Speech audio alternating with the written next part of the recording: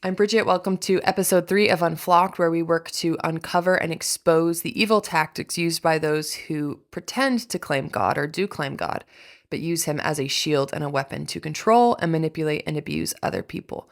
My goal in this, and I'm not sure I've made this explicitly clear, and I say this with the caveat that I am struggling very much with a lot of disillusionment right now with religion. But my goal is to point out these things because they need to be exposed for what they are, while simultaneously not throwing out the baby with the bathwater, not getting rid of that which is good and is true and beautiful. And in my life, it's been a difficult life. The lives of those people I love the most have been very difficult, but I have seen too much at this point in my life to deny that there is a God, or to deny that he is good. And good doesn't mean easy. It doesn't mean comfortable. It very rarely is. And if you think about the most meaningful things in life, they often come after quite a struggle. They're hard earned. Those that aren't are gifts. And most people with a shred of humility see them as such. They're not owed to us. I've gotten a comment on a couple posts where I've told stories about people in the communities and cults that I've come from. And the comment is that I'm exploiting victims' stories for likes, I guess, and followers and presumably money, although I have literally not made any money. I've had a couple of drinks sent to me, including this one, which we will get to in a moment. But yeah, my goal here is not to make money. It'd be great to make money. I'm not going to sit here and pretend I'd turn it down. But the goal here is genuinely a call to expose these things. And I feel you have to tell stories. Now, I'm not going to name people. If they're not my stories to tell in a specific way, I'm not going to name them. I've been very careful not to do that. But I'm not going to not talk about these things. Silence has only ever helped the abusers. It has never helped victims to avoid these uncomfortable conversations. There was a point on that I wanted to make. Talking about these things, I don't remember what it was, but if I think of it, I will get to it. I hate it when that happens. It is just so annoying when you have a good idea or you think you do. Most of the time it's actually like so dumb, whatever it is you needed to remember. But anyway, all right, let's get into this drink. So Hyos are delish. I've had them before actually, and then I reached out and they sent me some drinks for free. So that was very exciting. This is strawberry guava. They are a social tonic. They have a lot of different things in them. I'm going to have to actually read to see what they are that do kind of make you feel floaty. And I say this as someone who chases like an extreme drunk. So they're not going to make you feel buzzed, but there is an elevation kind of any stress or tension. You kind of start to feel it a little bit in your shoulders.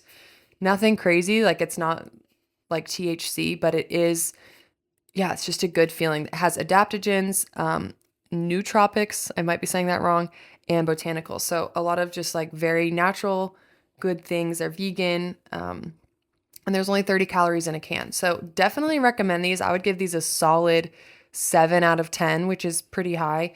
They also are good if you need that oral fixation, which I think for a lot of recovering alcoholics, that's a real thing. You look for that burn, for lack of a better word. So I'm starting to think some of alcoholism, at least for me, was the need to be on the edge of like sanity and chaos, because there is something about the ability to focus in those moments. It's not true focus, but I'm sure there's a science to this and I should look into it, but almost like this experience of the verge of destruction makes you feel more in control, which is psychotic, obviously, but I digress. Hyos are great. 10 out of 10 recommend them. They're really good cold. Don't drink them. I mean, I feel like that's the case with most bubbly drinks. You should just not drink them warm. But cold, they're absolutely delicious. And I think they would be a great base for a mocktail. Like if you're making mocktails this summer and you want to add some ice and some like cherry juice or something like that, these have quite the vibe. So 10 out of 10 recommend. They're very delicious. I'm going to jump in today because I have to leave in 20 minutes for work. I want to talk today about MAGA and the TPUSA cult. And I talk about this a ton on my Instagram, but it's something that I think deserves more long form attention. And I'm not doing this to shame anyone. This entire show, well, actually, that's bullshit. I do kind of want to shame people that are doing some of these things. I don't think this is what I was going to say, but I'm going to say this quickly. It came out recently that another Duggar son, and the Duggars were the first episode of Unflocked. Another Duggar son was recently arrested 2 days ago for inappropriately molesting a child. And the year he did this, his wife was pregnant with her third child. Like this wasn't child on child abuse. This was a grown ass man, a married man, a father who fondled presumably, most likely a relative, a close relative, if the people doing the math on who it is figured it out correctly. And I say all this because, we talk about the Duggars and you think, oh gosh, they really messed up. They had the son Josh. They knew Josh was groping his siblings before they put their entire family on television, which was a horrible choice, and maybe they needed the money, but why'd you have 19 kids? Like, okay, do not justify the end. So it's just scary, right? Because Josh is the first son. Joseph, who was just arrested, is the seventh child. Josh, the first child and the first son. And you just know that, okay, these things don't happen in a vacuum. You don't have two flukes out of 19. It does beg the question whether all the kids were abused as children, because you don't wake up a pedophile. Now, pornography has brought us to a time in history where, because the addiction by nature requires more and more intense and horrific content in order to satiate the addiction, we do have a lot of people who may or may not have been sexually abused who do find themselves in pedophilia, in child sexual abuse material. And I don't say that to excuse them at all, but that is the nature of an addiction of any kind. It is a rapid digression into the disease, whatever that addiction might be. One thing it's made me think of with Joseph Duggar is, a lot of people are like, how have you supported Trump? How did you ever support Trump? And I, in hindsight, I'm like, I don't know, because I did know a lot of things about him that were questionable at best before I voted for him. Obviously, the Epstein files coming out has made it, anyone still supporting him needs psychiatric help. But what I'm realizing is that when you come from these systems, where men are always disparaging women and women are second rate and they are sex objects and they are the chef and the baby maker, and you're kind of jaded. And I'm not saying this to excuse myself or to excuse anyone still supporting the president or any of these freaks, but yeah, I guess the way to say it is, if you don't see a problem with the overall practices and the systems, you're not going to be able to individually identify people who are problematic, who practice those things. If you come from a culture where pedophilia and sexual abuse and women and children being cast aside as second-rate people, you're not really going to see a problem with a president like Trump saying, grab that pussy. You're just not. And I say this as someone who didn't. You have to start to break away, which is why I'm making this show and why I'm talking about these things, because unless you don't know. You have to be shown the truth and shown the light. I just remembered what I had forgotten. Oh my gosh, I'm forgetting it again. I'm so annoyed. I just had it. I need my brain checked. Speaking of psychiatric evaluation, my gosh, it'll come to me.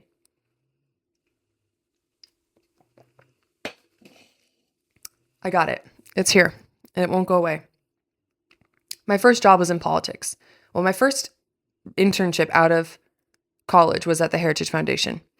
Super, super conservative think tank. They used to have way more integrity. Now they've become like Trump's second arm, and it's really disappointing and sad. In my opinion, that is my opinion. Went to Heritage, then I went to Capitol Hill. I worked on Capitol Hill for a couple years. Then I went to a pro-life organization, Live Action, for a couple years. Then I went to a news company, conservative news company, for less than a year. And then I worked at this anti-sex trafficking organization. So my entire resume is very passion project-y, be in the fight for good type jobs, which for a while I was very proud of. Now I'm like, shit, I need to start over, because I'm not applying for any job in the sane world that's going to look at this resume and be like, yeah, come on. But the point is, so much of what I did and wanted to do was to add meaning and to do work that mattered. And I know my heart was good. It was good. And I believe the hearts of most people in the thick of these things is good. Not all of them, for fuck sure. But most of them, I would say, think that they're doing the right and righteous and good thing. It took experiences in all of those places. I have to be careful because I don't want a lawsuit. But I was treated inappropriately by a male employee at the Heritage Foundation. It was handled horribly by HR. I was told to basically just deal with it because my internship was almost over. Capitol Hill, I literally had a boss that hit me in the back of the head and she got fired. Literally physical abuse on Capitol Hill. I actually loved working on Capitol Hill because it's there's just something very kicky about it. And my first boss was amazing. But politics is gross, and there was physical and emotional abuse on the Hill. Then I go to live action, where I'm going to keep this unsuable. Internally, very toxic. Very, very toxic place to work internally. Same with the news station. Same with the anti-sex trafficking organization I worked at. Just toxicity internally. And obviously there's a mess within those greater movements. There's so much that needs to be evaluated. But internally at these organizations, there was so much toxicity and emotional abuse and trying to change me. My boss at Live Action had me take voice lessons because my voice was too deep and they wanted me to talk more like this. Literally, I was told, if your voice is fraying at all, and this may or may not be true, but this is a crazy fucking angle to take on one of your employees, that if your voice is fraying like this, which it is really annoying, and it's bad for your vocal cords. But I just talk like this all the time. And then obviously it frays sometimes at the end. But in general, my voice is deeper, okay? I was getting training to make my voice softer and higher pitched. And I was told by the vocal coach that childhood trauma is why I talked with a deep voice. And I believed him. And I was like, oh gosh, I need to change this. I got a new wardrobe. They had me get a new wardrobe. Basically, everywhere I've worked, they have tried to control, diminish, and some of it was fair. Some of it I needed refinement. I came from the internship from a golf course. I was mowing greens in Crocs. I needed some of that. Everyone does, and I was open to it. But in hindsight, so much of what was happening in the name of, I don't even know what they were calling it, just helping me grow as an employee was to change me and to control me. And I do not find it ironic whatsoever that the first time in my life I don't answer to any of these fuckers for employment. I'm posting whatever I want, and for the first time in my life, I found my niche. That was a tangent, all to say, it took me working in all these different things I thought would be my life's passion and having them be so internally disappointing and scary to realize what my real job is, and that is to speak on these things, to speak on these control-based, compliance-based, cult-like systems who are using God ultimately to do their worst. And I say all that because I had to experience it to see it. And it took many experiences, all these employment opportunities. Opportunities is a crazy, crazy word to use in that sentence. I don't know. All these places of employment, where I went to college, some of dealing with family, to be exposed. It honestly took getting sober and losing a ton of friends because they didn't want someone who was trying to get their life together. All this to say, I'm not sure, had I had an easier road, had I had better experiences at all these conservative places, that I would have seen the issues with MAGA. To jump into it, and there's a quote attributed to him, I cannot find it anywhere, but there is a quote attributed to him that says, if he ever ran for office, and this was years ago, if he ever ran for office, he would take the evangelicals because they are the easiest to manipulate. Now, I do not think he actually said it because I'm pretty sure that would be blasted everywhere if it were true. But that is a very strategic way to go about this because you are dealing with a massive conglomerate of people who have collectively, the majority of, have been collectively manipulated and brainwashed to trust an authority without question. And then the minority are the ones who have done the work to manipulate and brainwash the people. And they'll go along for the ride because it gives them more power and exposure and money to enter the political scene. They might have had a point about the voice fray because it makes it harder to talk.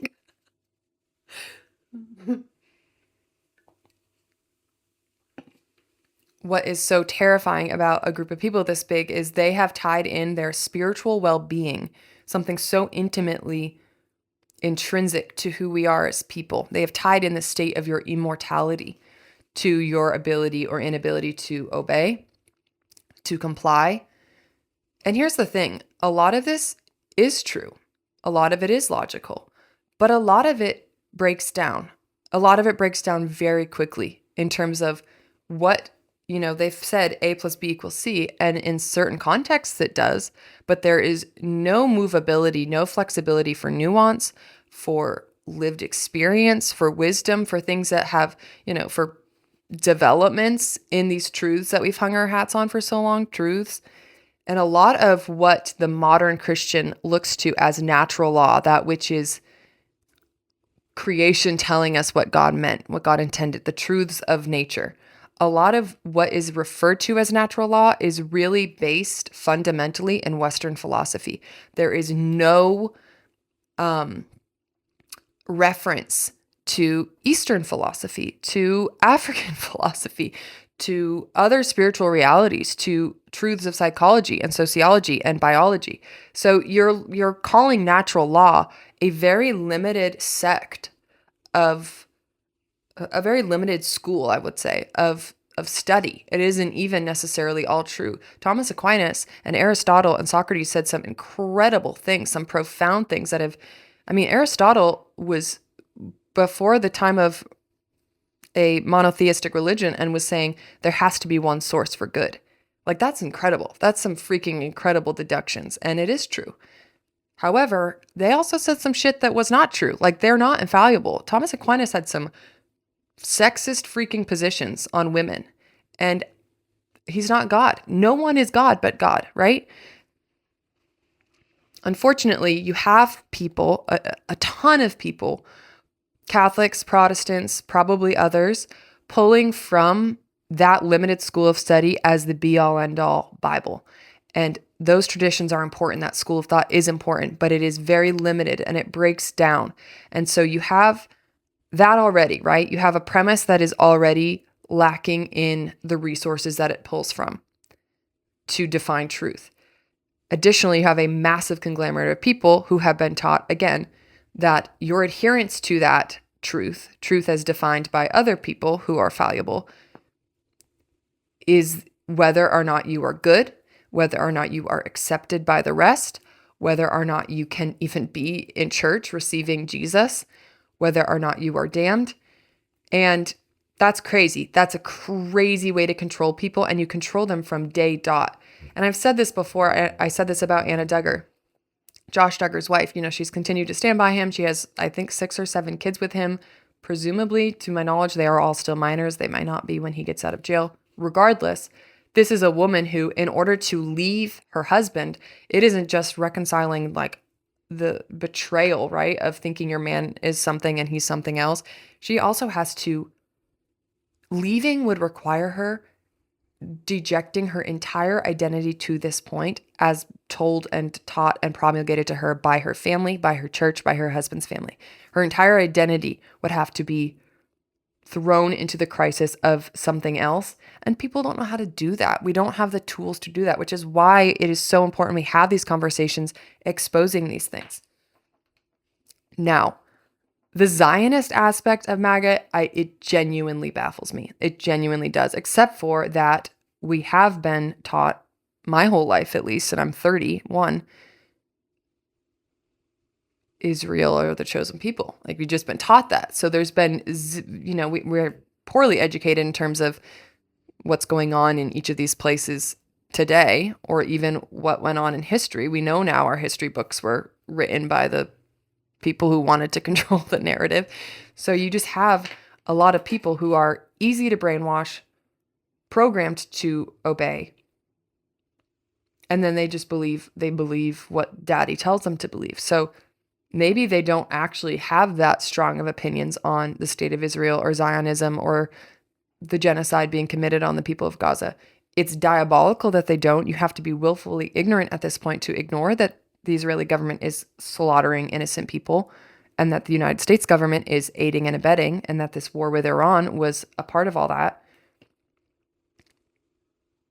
What was my point? What? I took my Zoloft today. I'm not sure what's going on. Maybe there's more in these Hyos than I thought. The point is, whether or not they even feel that strongly about any of these things, their daddy does. And they have decided a long time ago that Trump was divinely ordained. I mean, I will tell you, this is embarrassing. When he got shot, I was on the fence. I didn't like him. I never liked him. I thought he was funny, but I never thought he was a great guy.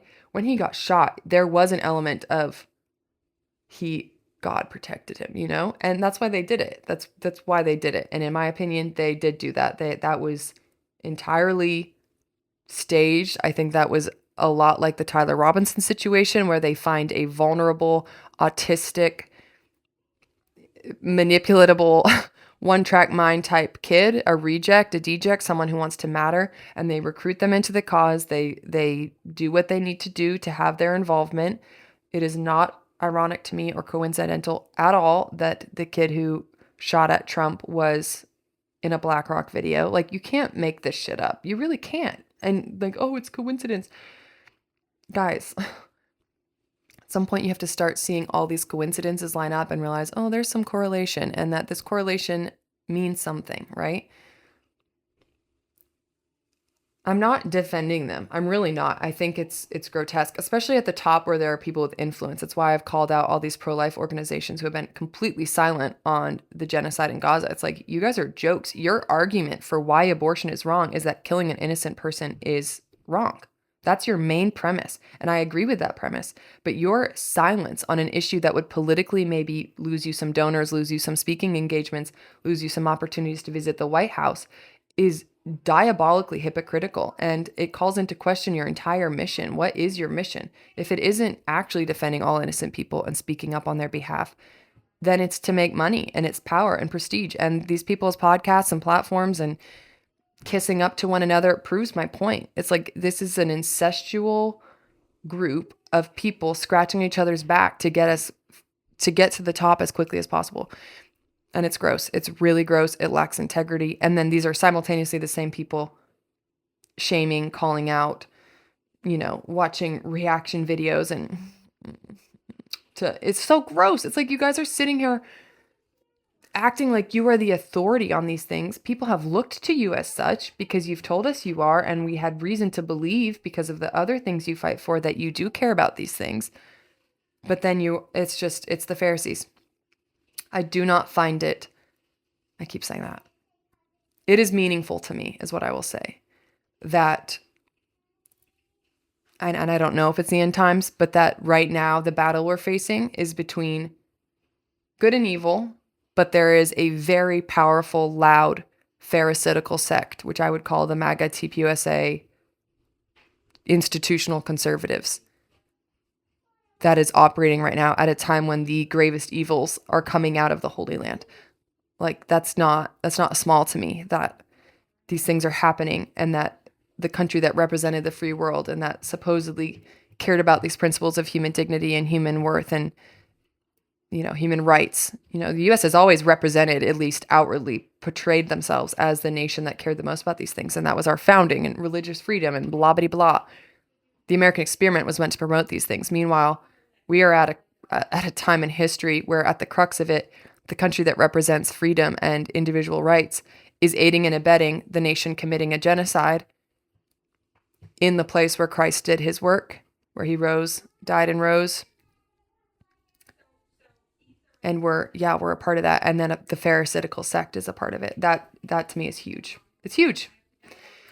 I will get into this more at a later date. There's so much to be said about MAGA. I'm kind of more speaking to the aspect, the cult, religious cult underbelly of it that I can relate to. And I think when I think about why I ever supported it, first of all, the alternative was diabolical. I never ever would have supported Kamala. Like, we were not dealing with great choices. But yeah, a lot of it does come back to if you have been brainwashed to accept these things as part of a system where you are beholden to the standards and the rules of the system, you're not going to be terribly fazed by a president doing the same things your brothers are doing and your uncles are doing and your husbands are doing and your mothers are enabling. Like, you're just not going to be, you're not going to be fazed. All right, that is all for episode 3. I'm so grateful for you guys. I really am. I think these conversations are so important. The DMs are always open in terms of, talking about these things or just thoughts or ideas on it, because I'm on the journey too, and that's the truth. So, thanks for being here, and I will see you hopefully next week. I know this was quite the gap between episodes, but I don't have a manager yet. Someday I will. All right.